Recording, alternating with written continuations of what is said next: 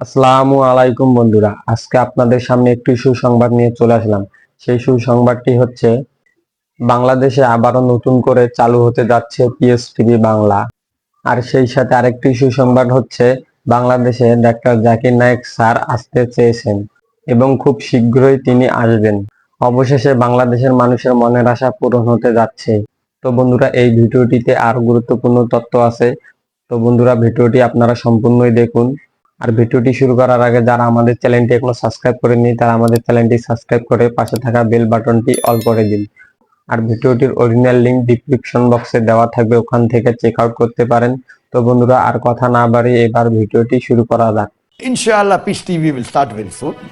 বাংলাদেশে আবারও সম্প্রচার শুরু হতে যাচ্ছে পিস টিভি বাংলার। ভারতের খ্যাতনামা ইসলামী বক্তা ডাক্তার জাকির নায়েক ইউটিউবে এক প্রশ্নের জবাবে এই কথা জানিয়েছেন।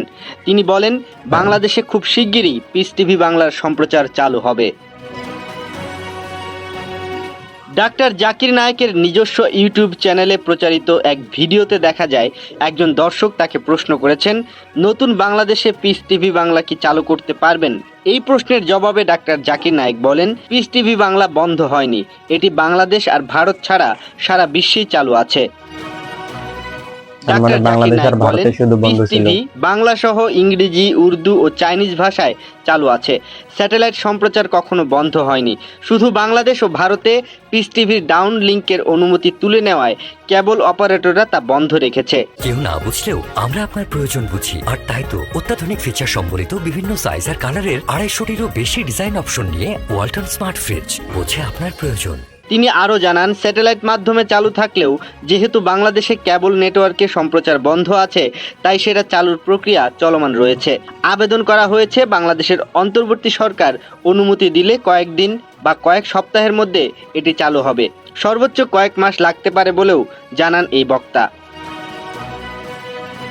জানা যায় 2016 সালের জুলাইতে ঢাকায় হোলি আর্টিজানে হামলাকারীদের একজন পিস টিভির বক্তা জাকির নায়েক দ্বারা উদ্বুদ্ধ হয়েছিল। এই অভিযোগের পর থেকে পিস টিভি বন্ধ করে দেওয়া হয়। হোলি আর্টিজানে হামলার পর দিল্লি থেকেও জাকির নায়েকের ওপর অনুসন্ধান চালানো হয় এবং ভারতেও পিস টিভির সম্প্রচার বন্ধ করা হয়। এই ঘটনার পর থেকে ভারতীয় এই ইসলাম প্রচারক 7 বছরেরও বেশি সময় ধরে দক্ষিণ পূর্ব এশিয়ার দেশ মালয়েশিয়াতে নির্বাসিত আছেন। সেখানে তার স্থায়ীভাবে থাকার অনুমতি রয়েছে। উল্লেখ্য, 2011 সালের 22 এপ্রিল বাংলাদেশে সম্প্রচার শুরু করেছিল ইসলামিক এই টিভি চ্যানেলটি। তো বন্ধুরা, আমরা ভিডিওর মাঝে যেটা জানতে পারলাম, পিএস টিভি বাংলা বাংলাদেশে খুব শীঘ্রই চালু হতে যাচ্ছে এবং বাংলাদেশে ডাক্তার জাকির নায়েক স্যারও আসবে। এবং আমি তার আরেকটি ভিডিওতে দেখেছি যে ডাক্তার জাকির নায়েক স্যার বাংলাদেশে খুব শীঘ্রই আসবে।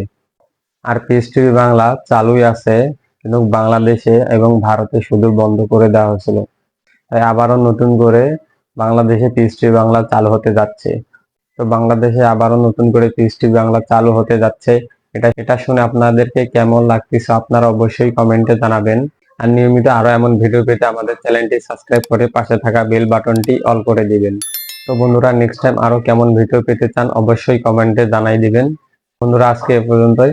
আরেকটি নতুন ভিডিও নিয়ে দেখা হবে। ধন্যবাদ। আল্লাহ হাফেজ।